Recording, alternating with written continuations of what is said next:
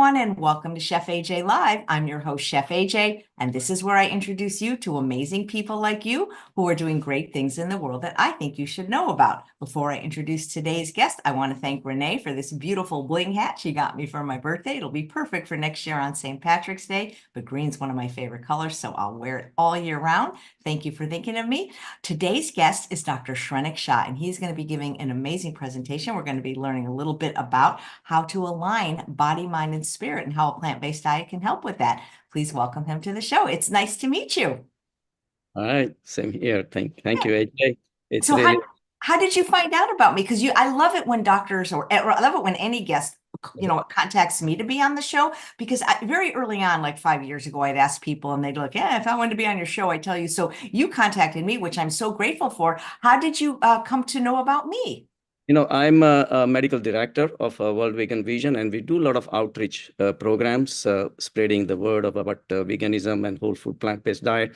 And I came across a girl, Suniti. She's another outreach person. So we just happened to be doing that in New York City. And she mentioned to me that with your passion and with your background, you maybe want to contact Chef AJ. And I did. And of course, to make the story short, it's a 6 months waiting. But I'm very happy to be here at this point because it's really a great platform. So. Oh, thank you. And I'm sorry about that. And just in case anybody's interested in being on the show, it's not that I make you wait 6 months all the time. What happened is the first 4 years that we did the show, we would do a different guest every single day. And that was it was so difficult scheduling. My virtual assistant, Linda, who does the newsletter, people would book in advance and cancel. And so what Yes. happened is, going into the 4th year, we sent an email out to every guest that had been on the show up to that point and say, does everybody want a regular show? So we have this person, Dr. McDougall, the first Monday, Dr. Lyle, the first Tuesday. And so we have 28 regulars, which leaves the 29th, 30th, and 31st for guests that don't have a regular. Well, after the first year, I figured, okay, they did a year. Let's get new people on. And I wrote them all back, and all except 3 people kept their monthly show. So I do apologize. But if somebody has a book, I do make every effort to get people on sooner. But I'm so glad to finally meet you. And I'd love to know a little bit about your journey. I know you're going to give a PowerPoint. So if you want to tell that in the PowerPoint, or just kind of tell us now how you became interested in plant-based diets. Yeah, I'll start you on the PowerPoint. I think if you just let me share like that. No, absolutely. Share your screen. And I'm going to put it up. Oh, perfect. Okay. So today's topic we have is very exciting. It's going to be a very, very profound talk. It's very deep only because whole my life is involved in it. And it's basically aligning the body, mind, and the spirit. It's not just the physical benefits, mental benefits, but also spiritual benefits that I have gone through because of the whole food plant-based diet. So let me just introduce myself a little bit. I've been a retired primary care physician. I just retired 2-3 years ago, but I practiced for 37 years.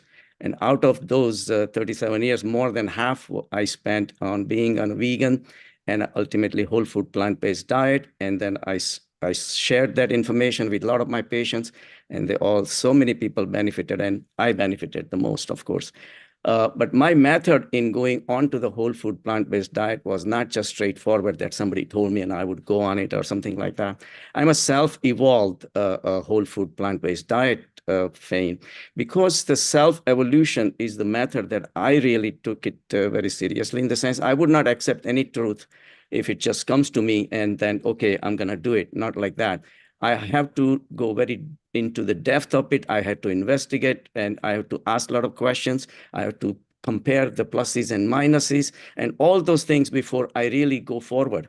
So that's the whole story about my life. That's why I call myself a self-evolved. And a lot of things came in front of me. Some of them are very interesting.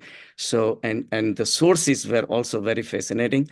So it's a very joyous journey that I want to share with you. So it's going to be a combination of East and West, the Western science and also Eastern wisdom.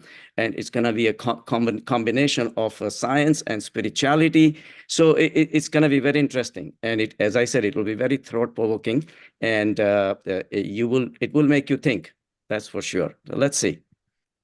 So before we move on, let's just make for housekeeping purpose, the vegan diet is not always a healthy diet. So there is a vegan diet and there is a healthy vegan diet.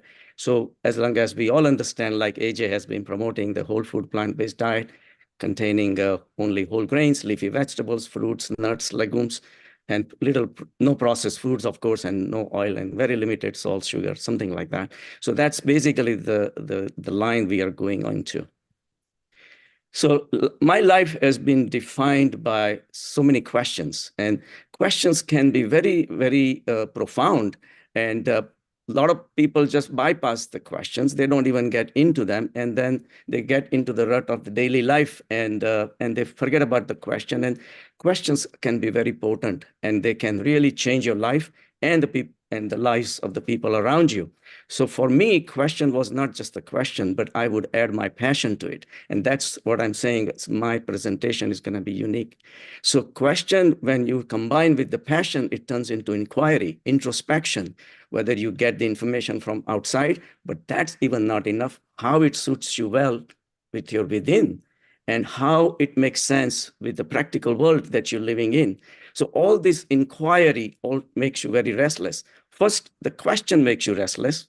First of all, on top of that, doing all this inquiry and introspection makes you very restless. But there is a reward at the end. The truth comes out, and truth is all we are about.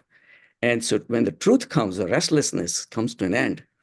You think, but because the truth also can cause you to make restless, because now you have reached the truth.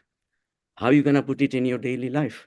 You can't just keep talking about it that, okay, I finalized that this is the right way to do, but I don't do it in my life. That's not right. So you have to put it in your daily life, and that requires tremendous change in your day-to-day life. And you have to give up a lot of choices. You have to take the choices that you may not want it, but ultimately, the truth has to start settling down in your life. And because the truth ultimately takes you to the freedom. And that's what we are here for. So freedom is the ultimate goal. But for that, you have to take this journey, which I did. So you don't have to, but you may want to, because you should. So first question that came in my life was from my son. And he was, I came from a world of Jainism. I was born as a Jain, which is a religion about 4,000 or 5,000 years old. And the basic tenet of Jainism is nonviolence and compassion. So I grew up that way, and I never questioned anything else. So if you will see that a lot of Jains are basically vegetarians. And the Jainism was one of the flag bearer to bring the nonviolent lifestyle on this planet, actually. So I was always under the belief that, okay, as long as we are not committing any violence, we are good. But my son kind of shook up those foundations. And now with the science involved and all that, he says that why should we eat only plants and not animals, even though they both have life forms? And he had a correct argument.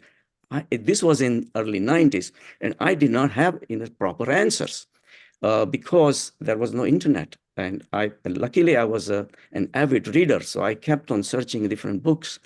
And I came across a book that was my introduction to compassion, A World of Compassion. It came from the book written by Michael Tobias, an Irish guy out of all. He traveled all over the world, did a PhD on religions, came to India, and he converted himself to be a Jain because he really believed that they have a very profound message that can be spread. And he's into movie makings and everything. Very, very, very beautiful top-level personality. So in that book, I got my answers that animals have 5 senses. And when we are, and yes, we have to eat. We are on the earth, we have to eat, but the plants don't have 5 senses. So we are causing less damage to the environment and to the plants when we consume the plants versus animals, we are hurting them at 5 senses. So that was question number 1. But now it all started a further journey for me. So then this is where the phenomenal change came in my life. It was 2001, and we were doing a safari in Kruger National Park. And my family, and we saw a herd of lions. And suddenly one lion started running. Was running after a warthog, and warthog was running fast. And lion got tired at the end and was coming back. He could not catch the warthog. It was about 5 o'clock in the evening, and the sun was just setting down. and it was shining on the body of the lion. And the lion's body was glowing like gold, and it was every muscles were flickering. And it really made me ashamed of what I was versus how the lions are so physically fit. So that was the second question that came in my life. Well, why are lions so physically fit and we are not? What is the big so difference? He's an animal, we are an animal, we all should look fit, right? But we are not. So again, I went into a lot of introspections and a lot of thought provocations, and I did a lot of internal research. And finally, I came to conclusion that jungle life that a lion is living is a life of choicelessness. He doesn't have a choice. By creating a civilized life that we're living, all we have done is created full choices. We are full of choices. Versus a lion does not have a choice. He has to stay. And I had to confront my 20-year love affair with meat, as I said before. Sorry about that. So the jungle, the lions have no choice. If he wants a piece of lion, he has a piece of meat, he has to go on hunting. And when he hunts, the day he cannot hunt, he dies, simply as that. So we're living a choiceless life in a jungle. Yes, civilized life created a very protected life for us. But at the same time, after thousands of years, we have created a lot of choices. And are all the choices good? Probably not. Even exercising is a choice, whether you want to exercise or not. And even if the food that we have, we don't have to grow our own food anymore. We get it all ready-made you go around the corner, there are, restaurants and the fast food places and supermarkets are catering to our choices, which are getting more and more complex. And then he has created a lot of diseases like diabetes and heart disease, because I was a physician looking at the whole picture from a medical point of view. So a life lived in the choices takes us in the wrong direction. And that is the ultimate reason why we cannot be as healthy. So lesson from the lion told me that remove the man-created choices from my life. That does not mean I don't eat, but eat what? Eat what a jungle has to offer. Now, you cannot go and live in a jungle, but you can mimic that lifestyle. If you are living in a jungle, what would you do? If you have no food, you will be exercising, you'll be going miles and miles, throw the stones, climb the trees, all these exercises, then finally you may get a raw apple. What are you going to do? Eat. No complaints, no choices. So try to mimic. So that's when I started. That's when I had been exercising. So exercise is a must. It's not something just out of your choice. You do it only because that justifies the food you're eating. So remove the man-created choices from your lifestyle, which was not easy, but little by little, I started realizing that that's what I need to do. And I have to stay physically fit, like the lions, right? So question number 3, when we were going on the safari, another question came, what about milk? And then as we were going further, we suddenly saw a herd of wild cows. I said, if I lived in a jungle, where would I get my milk? I had no idea, no desire to go and milk this cow. So milking a cow is not a natural behavior. That's not what jungle offers, but the human society does. So on the basis of that alone, we have created astronomical, magnanimous amount of industries catering to our choices. And it's just a choice. Nobody asks a question, should we drink milk or not? But we always have full of choices that, oh, we can have this, you can have that, you can have pizza, you can have ice creams. So all those things started receding from my mental arena, that milk. So the cow gave me the lesson that stopped the dairy. Final decision was whole food, plant-based diet. So as I kept on practicing, I was always coming in contact with the patients, and I always recommended them the whole food plant-based diet. But the one common question came from all these people, Doc, we know what to do. We know what to do, but we can't do it. The question was, why? The fourth question really opened up a huge arena for me, because I started realizing that between mind and the body, mind is smarter, obviously. So mind takes care of the body. Mind takes the body to places where it wants to go. If there is a problem, you go to the doctor, get shit fixed, whatever. But what about if the mind has a problem? Mind knows what to do, but mind cannot do it. How do we control the mind? So that's the time when I came across a religious book, which is Bhagavad Gita, which has nothing to do with religion. It's basically a philosophy. It's a psychology book, more or less. There's no mention of any gods or nothing like that. But this basically shows how the mind works, how the body works, and how we keep on getting into the traps of these choices. Our environment creates these choices, and we start accepting them as if there is nothing else. We remove the choices and we walk away from the choicelessness into all these various choices because it caters to your senses. As long as your senses are happy and you don't see anything wrong with it.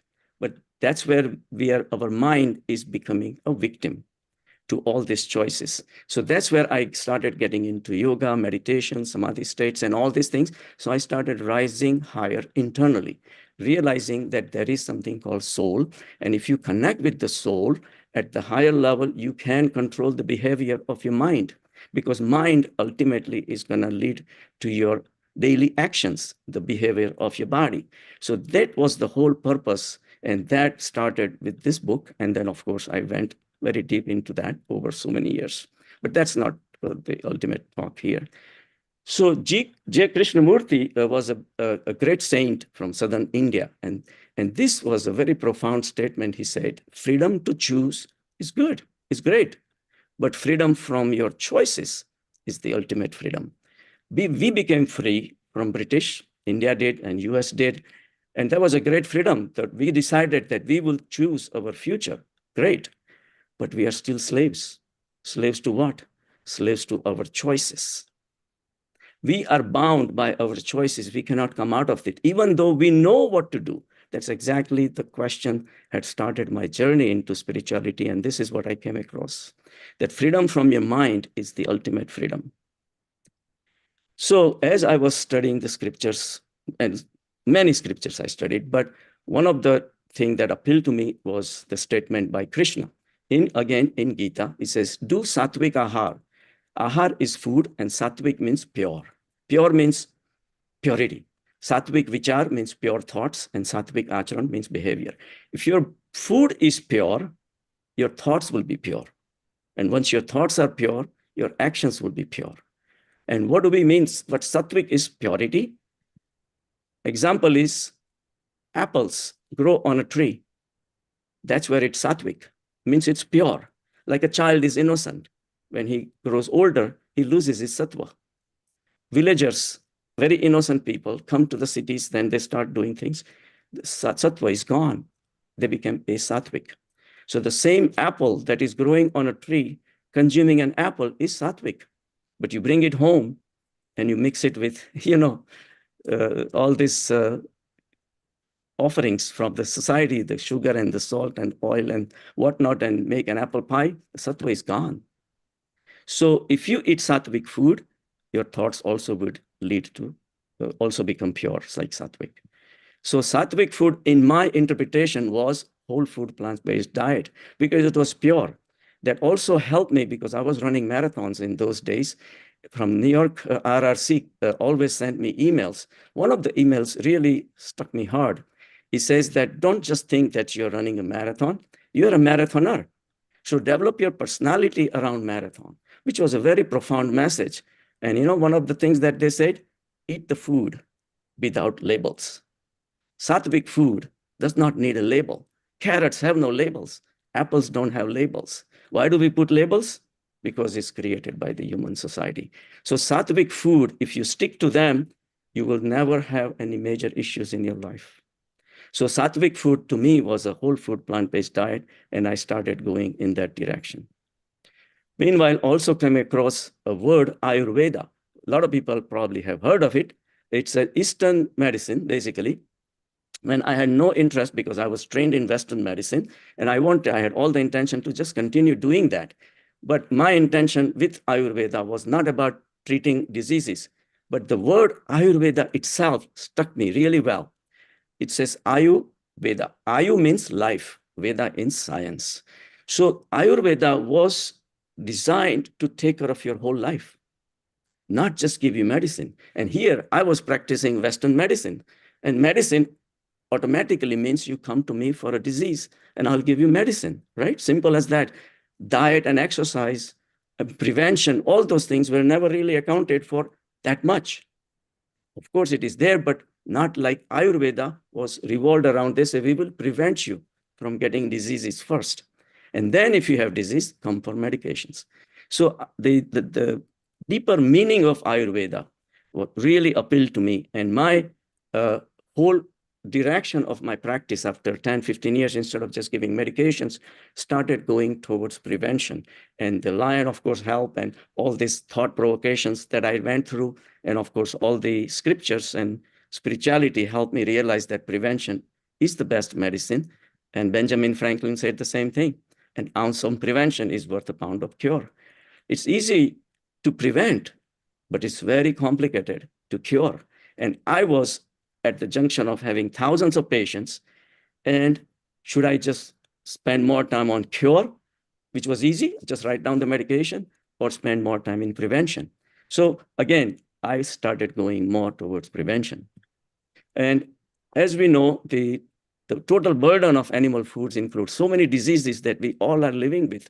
And this has become a normal life for many of our people in this world. Metabolic syndrome, high cholesterol, diabetes, heart disease, obesity, many cancers, hypertension, even neurological diseases like Parkinson's, MS, anxiety, ADHD, depression, all those things have been linked with the Western diet, animal foods, all those things. So as I was conveying all these things to my patients, I realized that whole food plant-based diet is the solution for preventing these diseases.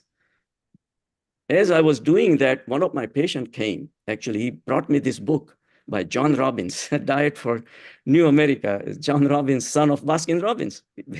He was a vegan. And he says, Doc, this is all you've been telling us, but now it's in a book form. I said, all right, let me take a look at it. It was a very, very deep book. It was one of the New York bestseller in 80s. And for a right reason, because John Robbins, he spent tremendous amount of work behind the scenes, going into these animal factories and how the animals are kept in the cruel ways they have been treated, malhandled. Literally, if you read and if you don't cry, then you're not a human being. It was very, very profound book and very filled with a lot of compassion. But more than compassion, he also had posted a lot of scientific data and connecting the animal foods with these diseases. So this is where I found the compassion meeting the science. And that really made me more convinced of the path that I was on. So it was beautiful. And the irony of the thing was that this book was brought in to me by a patient. He had MS, and he had been in pesticide business all along. So go figure. So it was very unfortunate event, but at least in this book also, there is a link between animal foods, pesticides, all those things with MS and other neurological diseases, like I said.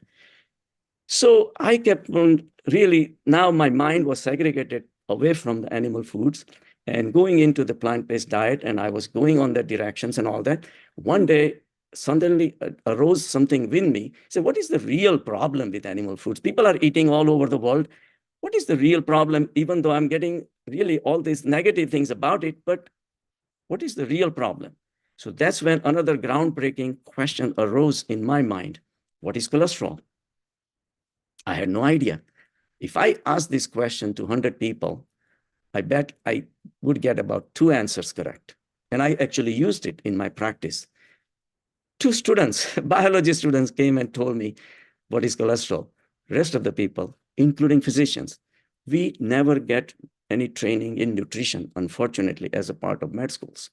And here I was facing with this dilemma. What is cholesterol? I'm treating cholesterol. I know cholesterol is important, and I know excess of it clogs the arteries. All those things we knew, but those are the effects. But what is cholesterol? So I kept on searching. Ultimately, Dr. Google had to give me an answer. So cholesterol is an organic molecule. It's a sterol, a type of lipid. It's a fat. And it is biosynthesized by all animal cells. This is the most important important piece of information that one needs to grasp. All animal cells, because it is an essential structural component of all animal cell membranes. Means all animals have trillions of cells within their body, and every cell has a cell wall made out of cholesterol. So animal is a walking cholesterol. If we draw our blood, we'll have cholesterol. You draw the blood of a snake or a goat or cheese or a frog or any animal, you will find cholesterol. Any part of the body of the animal you eat or animal products, you will have cholesterol. This was very profound because that means all animals are giving you cholesterol. And here I was, the cholesterol being one of the major component towards the heart disease, it was very imperative for me to know this. So then I searched further and further. I realized that none of the things on the plant side has any cholesterol. Like if you eat meat, of course, you will be getting cholesterol, red meat, chicken, fish, lamb, goat, whatever. Or even the animal products like milk, cheese, butter, yogurt, ghee, Istanbul, all these things add cholesterol. But your body already knows how to make cholesterol. Even if you do not consume any cholesterol, your body is making it enough.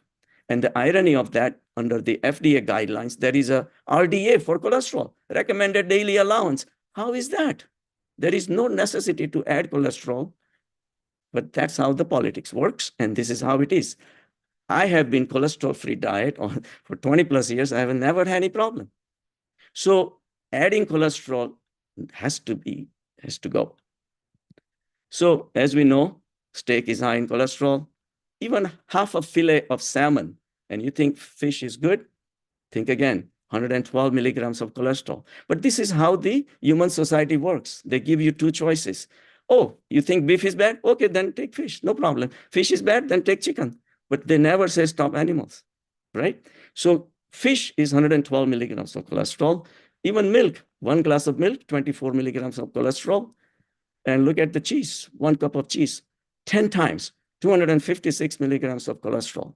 10 cups of milk equal to 1 cup of cheese. Horrible.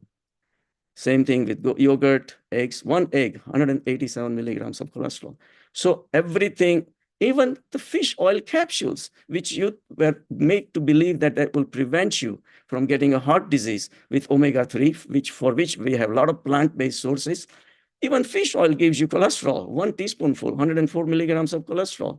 You cannot escape cholesterol if you consume animals or animal products.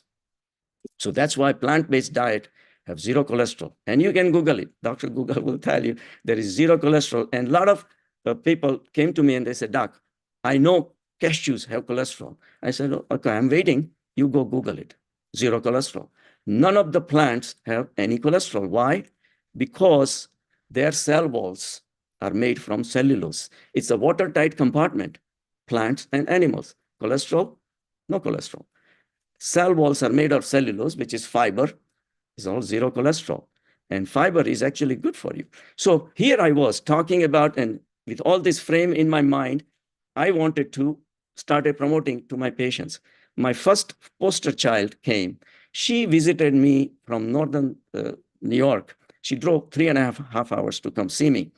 I said, that doesn't sound right. Why did you travel so long to come? He said, no, because my mother lives in the next town, and she said that you're a good doctor. I came to see you. She had some bronchitis. I said, all right, we'll take care of it. But Doc, I have a very high cholesterol. And she was thin. She was not overweight. And she had just come back from Italy. Her ex was Italian. So she had consumed everything under the sky. And I asked, she says, these are my numbers, 274 total cholesterol. My bad cholesterol is 173. I said, what did your doctor say? He said, well, he says, go on statin. Otherwise, you're going to get a heart attack. And I said, did you get a second opinion? He says, yes, I went to endocrinologist. He said the same thing. Take a statin, otherwise you're going to get a heart attack. What do you say, Doc? So I said, all right. Well, I smiled. And I said, you came to a different doctor. I said, I'm going to ask you one question, and let's see how you answer. I asked her, I said, if you try to catch something and it runs away, it reminded me of the scenario from the Kruger National Park.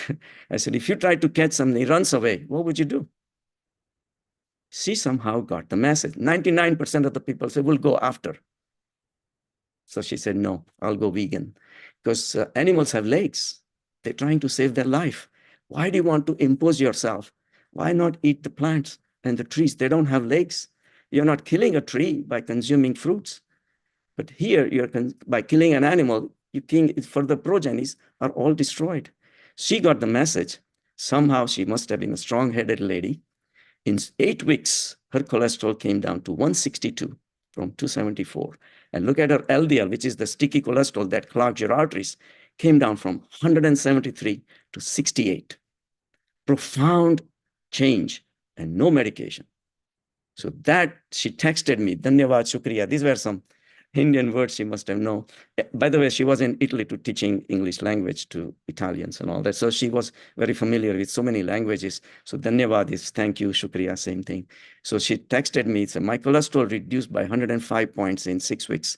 Thanks for your wisdom and great advice. So that made me a major proponent of the whole food plant-based diet. As we know, animal foods and heart disease is an established fact.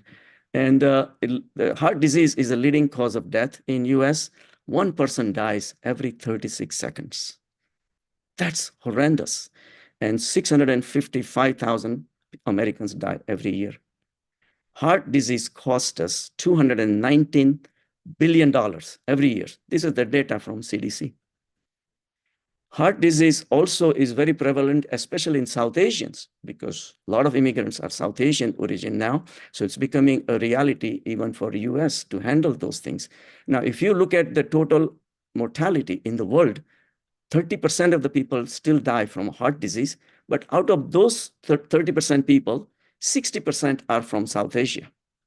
So all South Asian countries combined have a very high, even in US, they are one of the highest ethnic group subjected to the heart disease. And so there was a masala study done by Dr. Kanaya in California. And that amazing study, she especially studied the South Asian population, and very, very amazing findings had come out. And among all the other things, it already showed that these people were high incidence of diabetes, all that, but they had central obesity, but they were not obese. Only they had a central obesity, high calcium score. Most of them were vegetarians, actually. Look at the irony of the fact, but because their diet was very high in dairy and very low in fruits and vegetables, they were subjected to the high risk of heart disease. So this was a very eye-opener. And the study is still going on into the second and even a third generation Americans now with the South Asian origin. So a lot of studies have come. Journal of Diabetic Education says higher intake of fruit, berries, leafy vegetables, all those things has a lower risk of diabetes. There are certain zones though, and everybody's familiar with the Blue Zone documentary in Netflix. And it says that there are certain countries in the world, certain zones, there is no heart disease, like Central Africa, Papua New Guinea, rural China, Okinawa, Japan, Sardinia, Loma Linda. Why? There is no heart disease at all. And they are human beings like all of us. Because they are on whole food plant-based diet. There is one answer. Currently, the state of cardiovascular care is very pathetic at the best possible way to describe. It involves what? Repetitive blood works, checking your cholesterol, liver enzymes, blood sugars, and medications, statins, beta blockers, ACE inhibitors, blood thinners, and they have their own complications. Statins increase your sugar, makes you diabetic. It gives you neuropathies, myopathies. The blood thinners lead to hemorrhages, people die. We do almost half a million surgeries, bypass surgeries, with a fatality rate of 3%. 15,000 people die just because of the treatment alone. And stent insertions, we do 1 million stent insertions, 1.2% die from the stent insertion itself. So 27,000 people die from the treatment, let alone the heart attacks themselves. So all these things are preventable with whole food plant-based diet. There was a study done by Dean Ornish. He's a guru of veganism, which is a very ancient ways. In 1998, going back, he had done a study on just on 48 people, where the study clearly showed that there is a 82% regression on blockages and 91% regression in chest pains that people are on only with the lifestyle modification. His was, again, the whole food plant-based diet, almost no oil and all that. It really actually showed that it reversed the blockages in your heart arteries. Now, statins can only slow down the progression. No study had ever showed regression, but it was here. But nobody cares about it. Why? Because there is no money in prevention. Money is in treatment. It's unfortunate irony. It is what it is. So the study was neglected. Later on, several years later, Dean Ornish became the guru of President Clinton. President Clinton had a bypass surgery, and then he was delivering a lecture in Haiti, and he had a chest pain. He had to be flown back, again, angioplasty. He approached Clinton and convinced him to go on a whole food plant-based diet. He's totally on that diet. He has lost a lot of weight, and a lot of his blockages have opened up and all that. So something really to learn. But going back 1998, it was there. Another interesting anecdote, unfortunate though, in 1941, Norway was occupied by Germans who took away, and this is what the enemies do, right? They come and take away all your animals first because they have to feed their soldiers. But this is the surprising thing happened. For next 4 years, Norwegians survived only on a plant-based diet, and their coronary heart disease risk went down by 58%. Unfortunate outcome of a war. And we don't know what happened to the German soldiers. We will not get into that. So again, I had stressed the importance of a healthy vegan diet. So there was a major study that came out in 2017 and was published in Journal of American College of Cardiology. 200,000 people. I'm not going to go into the details, but basically it proved that only healthy vegan diet, which is a whole food plant-based diet, is superior to animal foods or unhealthy vegan diet. So which we've been promoting with oils and sugars and all that. So another culprit of the disease we have generated in this world is the diabetes, because a lot of link between animal foods and diabetes. This is another gift. When I was doing my residency, I used to see diabetes at the age of 65, 70. Then when I started practicing, started getting younger and younger. Now, at the pediatric age, we started studying some diabetes, which is horrendous. And again, animal foods have been linked. The Journal of Clinical Nutrition says beef and lamb, all those things risk is just even consuming 3.5 ounces of them increases risk of diabetes by 19%. Staggering cost, again, $327 billion we're spending on taking care of diabetes. Milk also has connection with diabetes. A lot of people may not know. Milk sugar is lactose. Lactose is 40% of the calories of milk is lactose. And lactose turns into glucose and galactose, which is again sugar. So fruits, consumption of daily fruits, fresh fruits, reduces the risk of diabetes. And 5 servings reduces also risk from death from other diseases, including cardiovascular, respiratory diseases. But this is the answer, whole food, plant-based diet. Because also they are high in fiber. And fiber actually that comes only from plant because it's cellulose. It rubs against your intestinal wall, which is very delicate. It rubs all the cells which are dying, brings healthy cells in the front. That's how it prevents cancers. So high fiber diet has been found to reduce the risk of cancer. Also, it gives you a good bowel movement, empties your intestines better, and also removes a lot of cholesterol. Why? Because every cell, remember, every cell has a cell wall made out of cholesterol. So it works like a sponge. It holds on to the cells and takes it out. That's why Quaker Oats says we reduce cholesterol by 15%. Fiber is very essential. And there are other benefits, of course. You can look into that. It reduces your sugar, cholesterol, and of course supplies a lot of vitamins. Despite all these things, on October 15, 2001, I found out that I was not just a doctor. I was a patient also. While I was in my office, a it was exactly about 2 months after I came back from Africa. I had a chest pain, which was non-exertional. And to make the story short, I was having an entry wall myocardial infarction. I had a heart attack. While I was in the office, luckily, I diagnosed myself, and then I suddenly was rushed, and in 2 hours, they opened it up. And more so that I had already building up my lifestyle before that, it made me realize that whole food plant-based diet is the only way to reverse this thing. So when I was leaving the hospital, I told the cardiologist, Doc, I'm not coming back here again. He says, how do you know? I said, you'll see. And I kept my promise. On the anniversary of my heart attack, I ran, I ran another marathon, but this is the picture from the New York Marathon. And I kept on running and running and running. And I ran 6 marathons and another half with my son, which was the most memorable at Hershey. And I climbed Kilimanjaro and all those things. I became very physically fit. I kept my promise to the lion. I said, I will become physically fit and I will stay on a whole food plant-based diet. This was my numbers also were horrendous. I used to have a metabolic syndrome, which is with high triglyceride, which is very, very, very prevalent in South Asians. High triglycerides, low HDL. HDL is a good cholesterol. It prevents you from getting a heart attack. And a little bit of bad cholesterol, but not horribly bad. And my A1C, I had started going into the sphere of diabetes, of course. But with all these things, it all reversed. Look at the most change came in the triglyceride. From 700, they became 63. I lost a lot of weight. So it's really remarkable how I could learn from my life experiences and change my life. You look at my A1C became 5.4. So I started living a very, very healthy and happy life.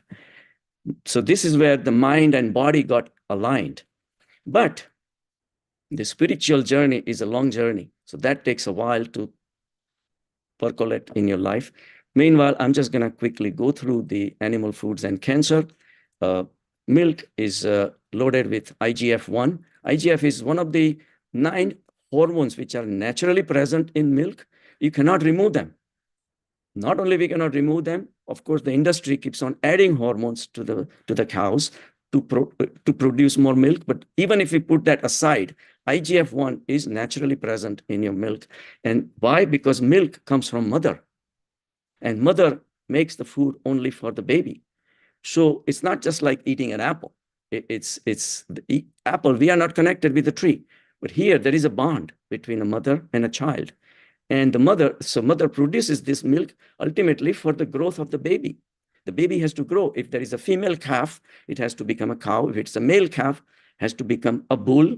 So IGF-1 is a neutral hormone, goes into the calf's body and then stimulates the sex centers. It stimulates the female calf to become a cow and vice versa. So the question is, what does it do to our body? Our sex centers are already stimulated. What will it do for us? It will overstimulate them.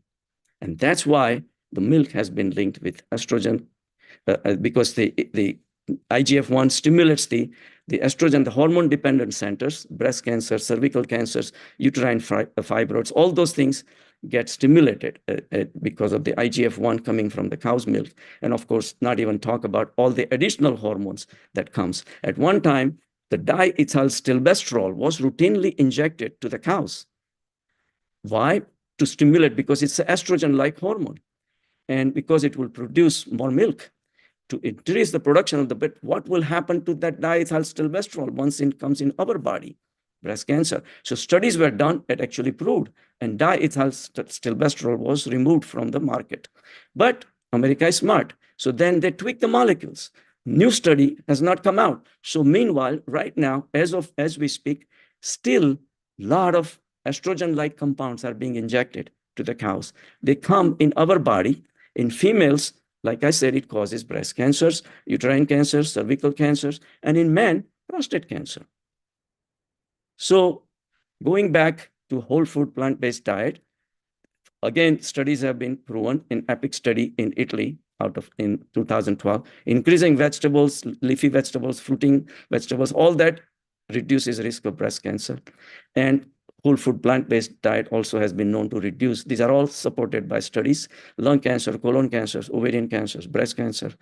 And so environment is the last, well, one more chapter that I would like to go over. It's something that called Rule of 10. I studied that with my son in his 8th grade biology textbook. This rule of 10 is basically means that whenever one organism wants to consume another organism, there is only 10% of calories that can be exchanged. So the book said that people who are vegetarians, they can rely on the plants. Like if a chicken wants to eat wheat, it cannot eat the roots, it cannot eat the stalk, it cannot eat the flowers, it cannot eat the leaves, it can eat only the wheat, which is 10%. But if a fox wants to eat the chicken, one chicken is not enough because it has to get rid of the bones, the hooves, the feathers, the beak, all these things become useless. So a fox has to eat 10 chickens to survive, 10%, 10%. Just the way chicken can survive on 10 plants of wheat. So as you go higher on a food chain, you need larger and larger territories. So the book said, at that time, there was no word veganism. He says, everybody became vegetarian in the world. We will need only 10% of the farmland. Why? Because 90% of the farmland, they say, grows the food for the animals. So we raise the chicken and then we eat them. So we are raising higher cells. Lion is highest on a food chain. That's why he needs large territories. So as you grow higher, also more and more chemicals accumulate. Chemicals from 10 plants will go into the vegan body, and people who are carnivorous, eating chickens and all that, we will 10 times more, 100 times. And as you keep on going higher, 41% of the US land right now is used for livestock production, which is astronomical. And realize that America is not a small country. And DDT, if everybody remembers that, DDT was the culprit for causing the sudden decline of the bald eagles. At one time, bald eagles were going to become extinct in this country, our national bird. Why? Because of the DDT was being sprayed on as a pesticide. And then it will run off into the ocean, and then it will keep on being consumed by the producers and the small fish and the large fish. And being that the bald eagle was on the top of the food chain, all the chemicals were accumulating on the shell, and the shell will break down before it had a chance to hatch. The bald eagles were losing babies right and left. Since then, the DDT has been, banned, and now the population of bald eagle is really going through the roof. Actually, we have more bald eagles now than when the pilgrims landed in this country. So this is how I started realizing that the body and mind, if put in a right direction, can bring wonderful things in your life, people around you. But still, the spirituality still had to become mature in my life, because it is a lot of years till actually you go beyond the mind. Because at the mind level, we still listen to the mind. So I would go to the parties and say, okay, I'm not going to eat this, I'm not going to eat this, but somewhere along the line, mind says, well, it's a joy, you're missing this and that. So splitting is always, the duality resides at the mind level. So only when you go beyond the mind, that's when you experience the non-dual state, which combines all of us. And that's the ultimate direction of the spirituality. So compassion, of course, came into the picture because the compassion is animals, the way they are being treated with full of cruelty is astronomical. If all the animal slaughterhouses were made out of the glass walls, nobody would be eating meat. So it's unfortunate, but we then neglect because we don't see it. And of course, horrible images were from all over the internet. But this image ultimately affected me. One day I was meditating, and that day I had some discussion with my son, because he's very mature, and he's very down to earth, very democratic, and with balance, equal rights for all, and those kind of. I must have done some kind of discussion with him. Somehow I was sitting in meditation, and I get so deeper. See, at the body level, we all are different. At mind level, very different. But at the soul level, we are all the same, because soul is spirit. So in that day when I was meditating, I went so deep, and ultimately I literally started palpitating the soul itself, which is formless. At that level, you connect with everything. And suddenly a question arose in my mind, that cows are being made pregnant do we ever ask the cow, do you want to get pregnant or not? In old days, when the cows were left alone on the fields, they had a natural urge to get pregnant, and they did. And the farmer will be happy that, okay, the cow is pregnant, and now we have a calf, and we'll be happy, and this and that. But nowadays, they're all lined up. Artificially, the veterinarian comes, puts the seed, and that's it. The pregnancy starts, 9 months of pregnancy, deliver the baby. The baby never gets to see his own mother's milk, and the milk is sold all over. It just, that day, it just bothered me so much that if my wife or my sister or my mother was subjected to this kind of harrowing treatments, and not only that, their milk will be extracted, being sold all over the world, how would I feel? So that day, I stopped milk completely. Not that I was consuming, but I transcended the milk at all, completely, at the mind level, because the body and the mind always gonna keep on craving until you connect at the consciousness level, until the soul comes into the picture. The total equation of the alignment does not happen. So that's what happened. That day I got up and I became the spiritual vegan. And I cried that day. It just bothered me so much. So that's where I am. So let's see some patients' results. Another patient, it just concentrated on the LDL, which is the bad cholesterol, came down from 179 to 98 in a matter of 8 weeks. She lost 12 pounds. Another patient, this guy was funny, a black guy, and he was very obese, and 229 cholesterol, 150 LDL, bad cholesterol, A1C, height, everything in 8 weeks. I mean, it took me actually in 6 months actually to lose. He lost 64 pounds, and he reversed his diabetes completely, brought his cholesterol down, and he brought his whole extended families also to my practice. So one day his sister came to see me, and he says, "Doc, what did you tell Oruk, Dil?" I said, "What did I say to him?" He says, "Well, there's something wrong with him. Why?" I said, "Well, the other day we were to get family gather in Christmas time, and he was looking for carrots." I started laughing. I said, that's what I had told him. So we laughed like lads. He said, everybody was eating cakes. He was eating carrots. So again, another patient, 153 cholesterol down to 89. I'm Sister Susan, working in a school. So this is I'm just teaching in first grade. My diet is morning, I eat only fruits. Then afternoon, I eat for my lunch 1 cucumber and 3 celery sticks. Then dinner, I eat cooked vegetables and cucumber too. And I drink only almond milk. My sugar level is now, my A1C is, it was high 7.5, yes. And now it is 6.1 within 5 months. I think I can bring more down my A1C and I'm fine. So I have a lot of, success stories. This is about Bill Clinton's, but I will skip that in the sake of time. There are, of course, a lot of documentaries to really point everybody towards the whole food plant-based diet. What the Health, Cowspiracy, Game Changers, all those things are very well famous, and everybody should go in that direction. One more documentary I would like to mention is called Maa Ka Doodh. Literally translation is mother's milk. It's on YouTube, and it's made by a very phenomenal personality, Dr. Harsha. He's a physician like me, and he was in practice. And he suddenly used to eat meat and dairy products and everything like everybody else, again, created by the environment. But he came across the facts about, then he gave up his practice. He traveled all over the world, all over India, and got there so much information. And the information that he gathered, and I watched the documentary myself, really shocking and really awakening. And it's very sad. So it's Maa Ka Doodh. I would highly recommend for you to watch that. It's in different versions, English, Hindi, and all those things.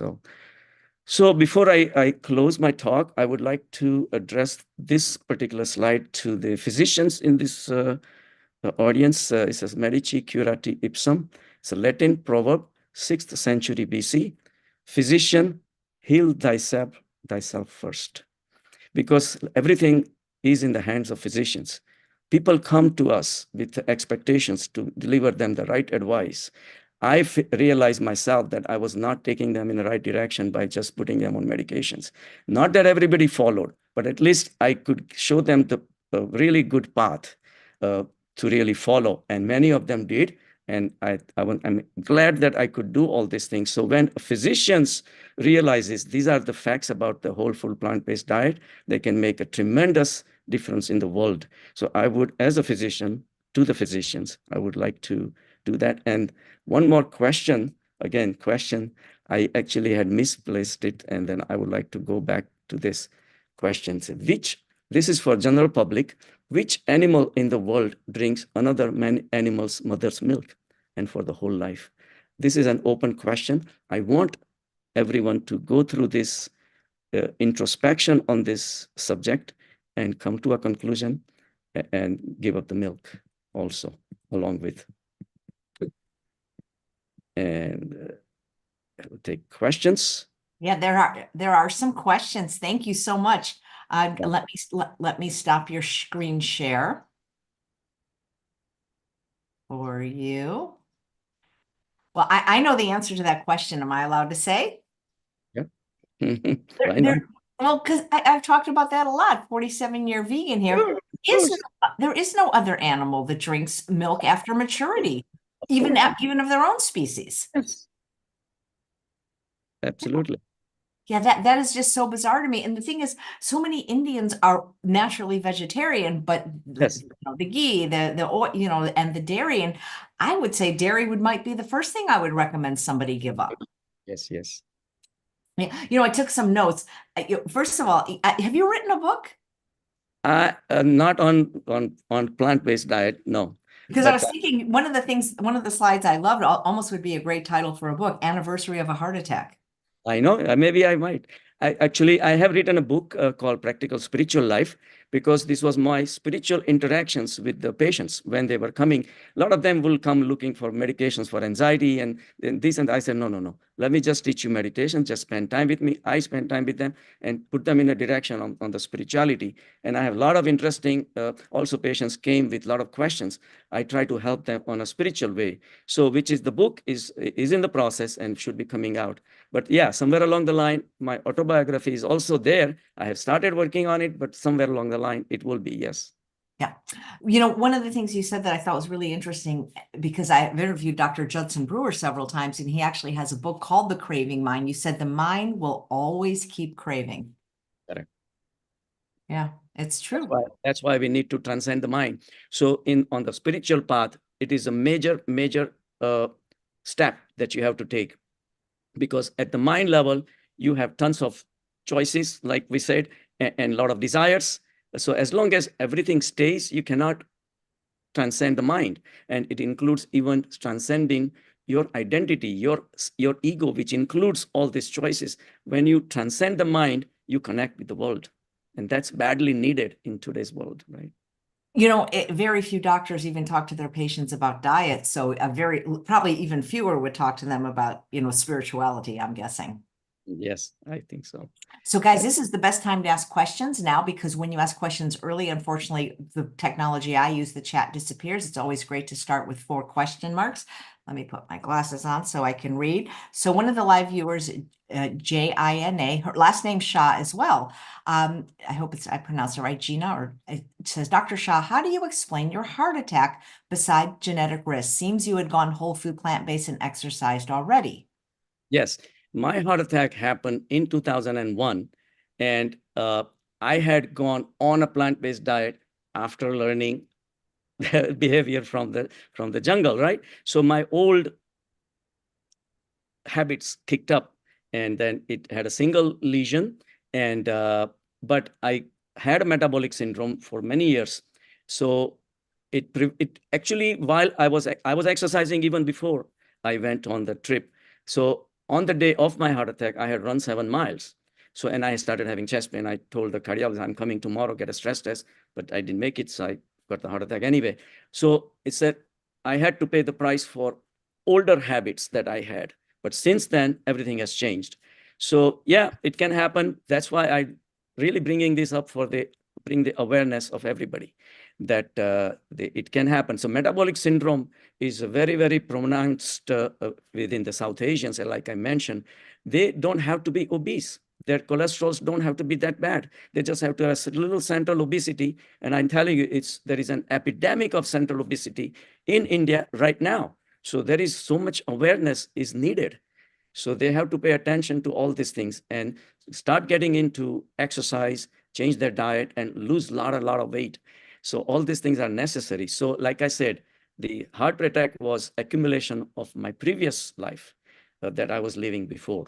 But luckily, because of the exercise that I was doing, it actually created a lot of collaterals. So collaterals connect different arteries, and it prevents you from actually getting a major heart attack. So luckily, it gave me enough time to reach to the hospital. So within 2 hours, everything was opened up and heart became normal. And the rest is I told you already. So Nice. Thank you. And somebody watching named Parul Shah says, thank you for converting me to a vegan. And there's a question, Doctor, do you feel there's a need to separate compassion and ethics from health as a motivation to go vegan? Ethics and compassion all has to arise from within. You cannot practice compassion. I mean, whenever somebody tries to tell people that, okay, do this, do that, don't eat this and that. And I had one incident that somebody was telling, said, oh, chickens are subjected to these atrocities and all that. It's your base, what your inner core is. That's going to decide if the compassion is going to come out or not. For the compassion to come out, you need to connect to that core. And how many people are really interested in going deep down? So compassion as a selling point doesn't work. It's because one of our outreach members actually mentioned to me that, Dr. Shah, I told these people that don't eat chicken, this and that. I did spend 10, 15, 20 minutes with them. You know what the next thing they did? Went into fried chicken and just they ate chicken. They went to KFC and ate the chicken anyway. So there is a disconnect, the disconnect between mind and the soul. Until that happens, real compassion doesn't come out. You know, I agree with you because not most, but many people that are ethical vegans did it because of compassion, but you can't legislate compassion or teach compassion. Correct. That's why I was so grateful when Forks Over Knives came out, because when people discovered that it was also great for their health, they finally, did this. And then sometimes they actually become more compassionate, but I don't think you can, you can't make people be compassionate. Because then it's being exchanged only at the mind level. You have to live a life like that. You have to go to the depth of your core, meditate, and all. That's when the beautiful things come out. Yeah. There's someone watching called World Vegan Vision asking if you've watched a documentary called Ma Ka Doodh, Mother's Milk. Which I just mentioned. It exposes the secrets of the dairy industry in India, the #1 dairy producer and consumer nation in the world. There is no ahimsa in dairy. Yes. That's what I mentioned at the end of all the documentaries. Ma Ka Doodh is mother's milk, and that Dr. Harsha is the one. Yeah, that's what I mentioned. And it's possible they posted it before that. I'm just catching up with the chat now. And there is a viewer named Suniti says, Dr. Shah, what diseases can be prevented by eliminating animal products from the diet? Well, we had given the whole list: diabetes, which I mentioned earlier, all the things, high cholesterol, obesity, heart disease, you name it. And it's really, the list is much more expansive, not just the diseases that we already know, but like neurological diseases, there are links that's being established. And more than anything, psychological. Because just imagine there is one small thing which I didn't have enough time to bring it out. For example, most of the people, the girls in India, used to go into the puberty and start having menarche, start having menstrual periods at the age of 13, 14. When I came to US, I realized that there was one report of one girl, 9-year-old, getting pregnant. Go figure it out. Why this is happening? Because of so much estrogen-like compounds being injected to the milk, to the cows, and it's through the milk is coming into us. So early onset of puberty, early onset of periods is really becoming a massive psychological trauma, because the girl is innocent inside. Physically, she has become a woman, and the world is treating her as a woman. And imagine the conflict that girl would be going through, that she cannot even express her innocence freely. So this, what I'm saying is like, it's very complex. There are so many diseases associated with animal industry. So we need to be on a whole food plant-based diet. Yes, absolutely. Did you mention diastyl? I can't even pronounce this medication, diastylbestrol. Did you mention that? Diethylstilbestrol, yes. Yeah. Okay. So Joyce said, my mother was unfortunately prescribed that by her doctor when she was pregnant with me to avoid miscarriage. So far, and hopefully never will I suffer the side effects that show up in female children of women who are prescribed that when pregnant. Agree. Yeah. Definitely. But well, since then it's been banned, so I think, it should be good. But like I said, there are a lot of other hormones being injected which have estrogen-like properties. So we haven't really achieved a whole lot.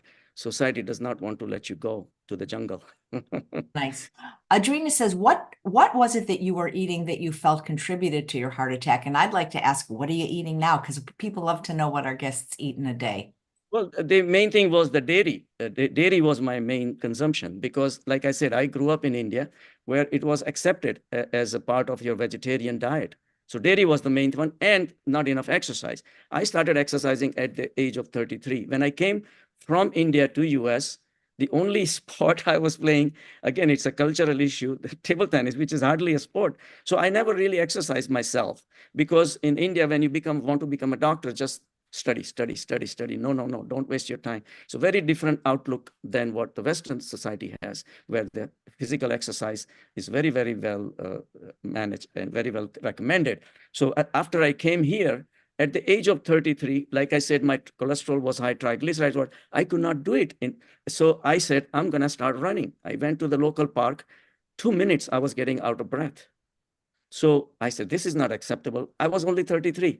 So I kept on running 2 minutes. I would walk 2 minutes. Little by little, I started running half an hour, 2.5 miles. Then I said, okay, then we'll do 5 miles. So I built up slowly. So I learned from the US that you have to be physically fit, and of course from the lion also. But physical fitness is very important, which I was lacking in India. And then, like I said, the food, the dairy consumption was one of the main culprits. Great, thank you. And someone's asking about black seed oil. How do you feel about oils in general? I don't recommend any oils at all because oil concentrates your calories. So my ethics is to stay away from the oils. I don't use any oils. Nice. Well, what do you eat in a day? Okay. If you show, let me share the screen one more time. Of course. Then I'll show you.